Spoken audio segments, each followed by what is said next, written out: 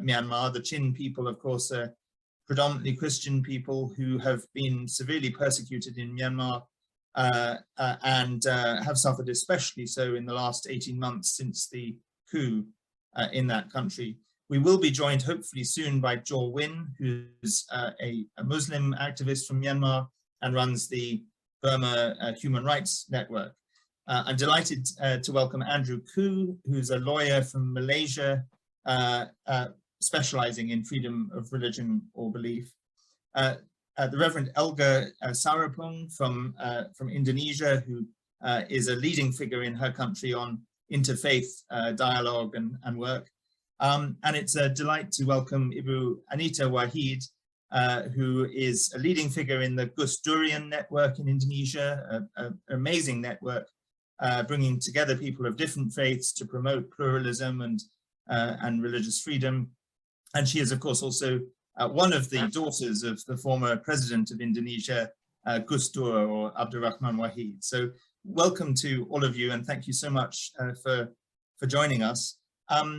As I say, hopefully Jo Win will be with us soon, but let me, without any further ado, turn to our first speaker, Salai Za Uk Ling, to speak to us for about 5 minutes on your perspectives, your findings on threats to freedom of religion or belief in Myanmar. Ling Ling, over to you.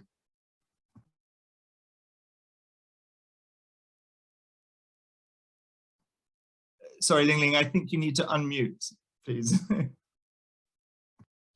Sorry. Thank you very much, Ben, for the introduction. I work for the Chin Human Rights Organization, and the organization has been monitoring human rights situation in Burma for the last 27 years now. And coming from a religious minority background, many of our documentations concern the issue of religious freedom. And we've been working for the promotion of religious freedom for religious minorities in Burma for the last many years. Having said that, as you all know, the past 18 months have been a rather horrible experience that we've been through in Burma since the military coup of 2021.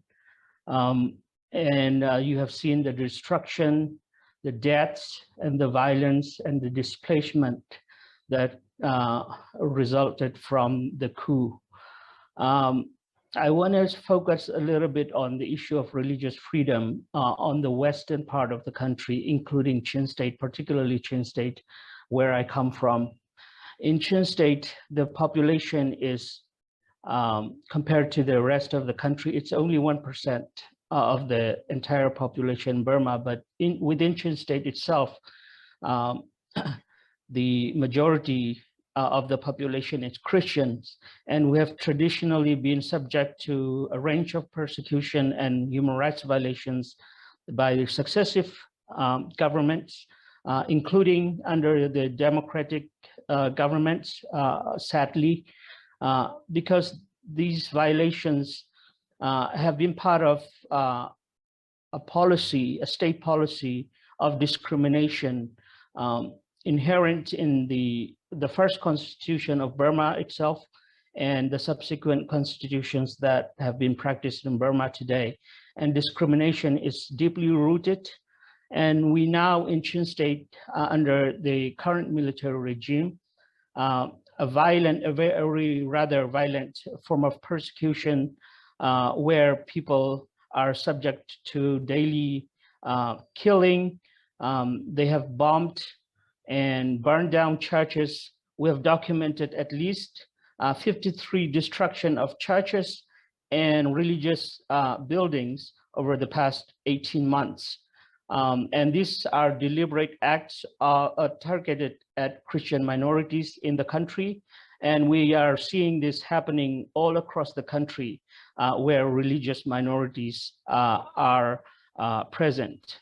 As I said, this violence and persecution are rooted in state discriminatory policies against religious minorities.